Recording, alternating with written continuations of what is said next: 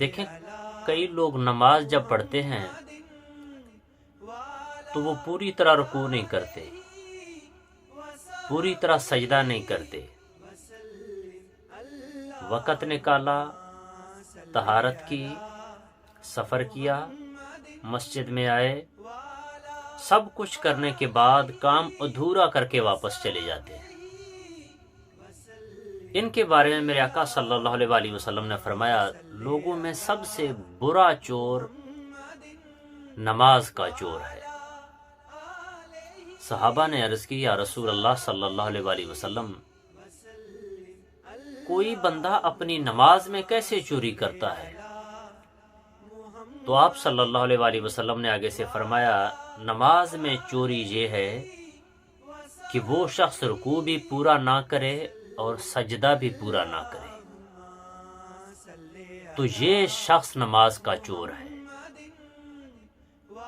تو دوستو، اگر ہم نماز پڑھ لیں وقت نکال کے، سارا کچھ کر کے، تو کوشش کریں اس کو بہتر انداز سے پڑھیں، اس کو درستگی کے ساتھ ادا کریں، اس میں کوئی کمی نہ رہنے دیں۔ اور حضور صلی اللہ علیہ وآلہ وسلم نے فرمایا، سب سے برا چور نماز کا چور ہے۔ نہ رکوع پورا کیا، نہ سجدہ پورا کیا، اور نہ باقی ارکان پورے انداز سے ادا کیے۔ اس کو برا چور اس لیے کہا گیا کہ جو مال چراتا ہے، وہ جو چور ہے، اس کو پھر بھی کچھ نہ کچھ ملتا ہے۔ مال چرایا تو اس مال سے کچھ نہ کچھ اس نے نفع حاصل کیا۔ نماز کے چور کو کیا ملتا ہے؟ کچھ بھی نہیں ملتا۔ اپنا ٹائم دیا، سارا کچھ کیا، اور کچھ حاصل نہیں کر پایا اس نے۔ اور پھر جو مال کا چور ہے وہ بندوں کا چور ہے، اور جو نماز کا چور ہوگا وہ اللہ کا چور ہوگا۔ اور پھر جو مال کا چور ہے وہ اپنا بدلہ دنیا میں پائے گا،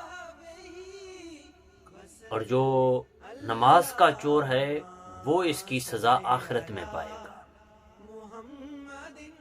اور پھر مال کے چور کو دنیا میں ممکن ہے جس کا مال اس نے چرایا وہ اسے چھوڑ دے، لیکن نماز کے چور کے لیے کوئی صورت نظر نہیں آتی۔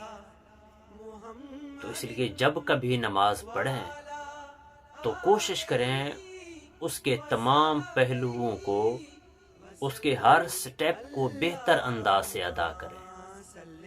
جیسے ادا کرنے کا حکم ہے ویسے اس کو ادا کرنے کی کوشش کریں، تو تب ہماری نماز کامل ہوگی اور ہمیں اس کا معاوضہ ملے گا۔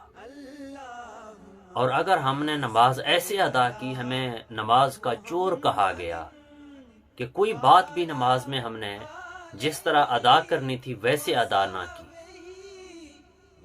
تو پھر ہم نماز بھی ادا کرتے ہیں اور معاوضے سے بھی خالی ہوتے ہیں۔